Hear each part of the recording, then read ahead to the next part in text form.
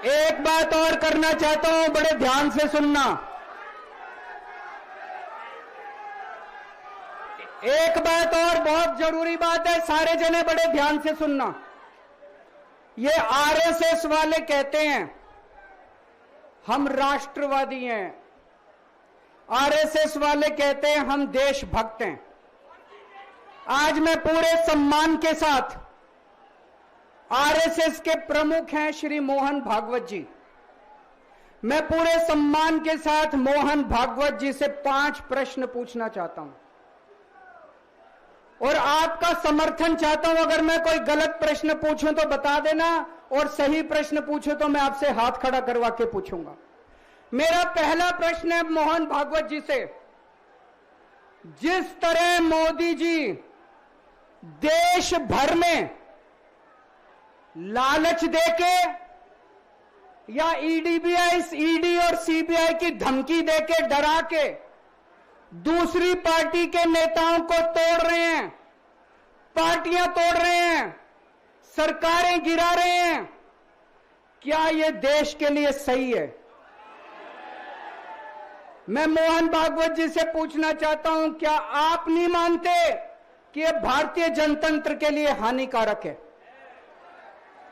पूछना चाहिए कि नहीं पूछना चाहिए मोहन भागवत जी से?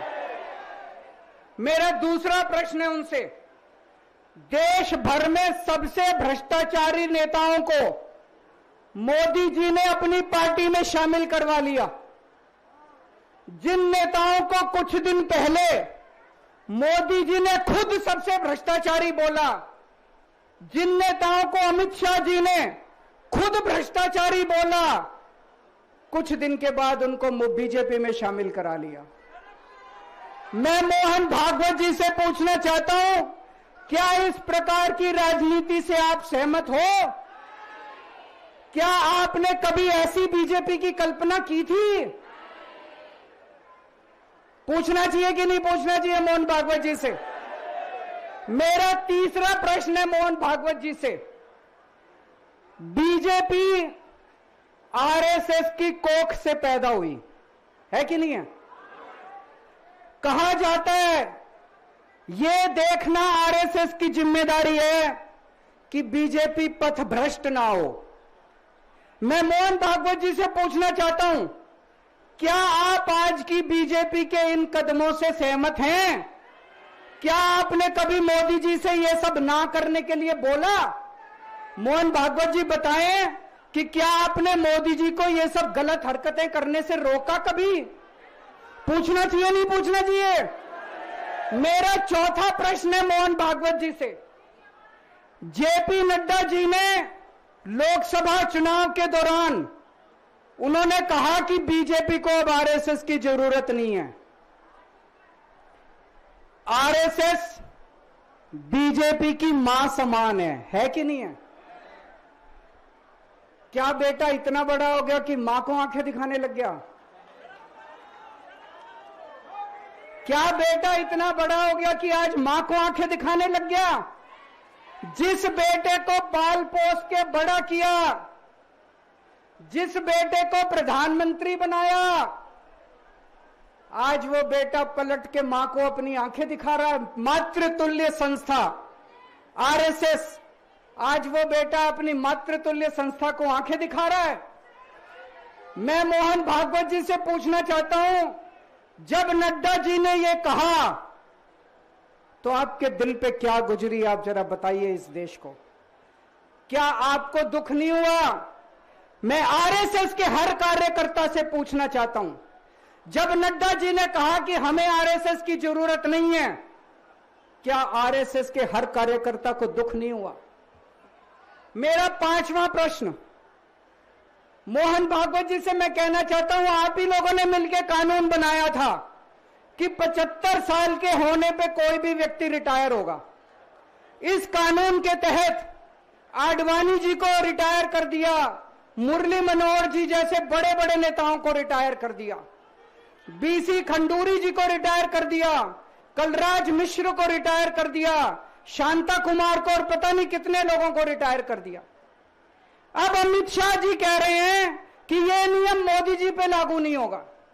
तो मैं मोहन भागवत जी से पूछना चाहता हूं, क्या आप इससे सहमत हो कि जो नियम आडवाणी जी पे लागू हुआ वो मोदी जी पे लागू नहीं होना चाहिए?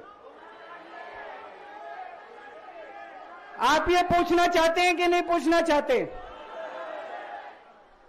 पूरा देश आज मोहन भागवत जी से ये प्रश्न पूछना चाहता है।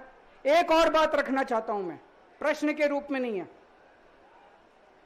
आज हमारे देश के अंदर शिक्षा व्यवस्था का बहुत बुरा हाल है।